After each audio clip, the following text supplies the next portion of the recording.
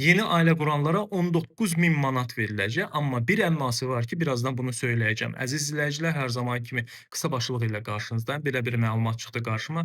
Axşam-axşam istədim sizinlə də bunu bölüşüm. Təxminən 19.000 manat ailə qurmağa hazırlaşan və ehtiyacı olan gənclər üçün yeni maddi dəstək proqramı çərçivəsində veriləcək. 18-35 yaş aralığında olan gənclər müvafiq dövlət orqanına müraciət etməlidirlər. Qaydalara əsasən dəstək alacaq şəxslərin aylıq gəliri minimum əmək haqqı səviyyəsindən yüksək olmamalıdır.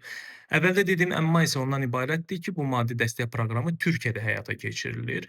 Şərtlərə uyğun gələn gənclərə veriləcək yardımın məbləği 500 min lirə təşkil edir ki, bu da təxminən 19 min manata bərabərdir.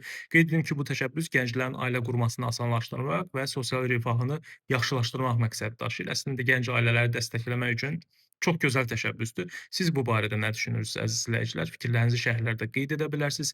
Siz fikirlərinizi bölüşün. Mən isə təbii bal haqqında bir məlumatı, belə ki, 1001 dərdin dərmanı olan və 100% təbii qatqısız balı Astaralı Arıcı Vidadidən 051 546 39 39 nömrəsi ilə əlaqə saxlayıb sifariş verə bilərsiniz. Məlumatımı versəniz, əlavə hədiyyə də qazanmış olacaqsınız. Bax belə, maraqlı məlumatları qaçırmamaq üçün səhifəmə abunə olmağı unutmayın. Görüşənədək hələlik.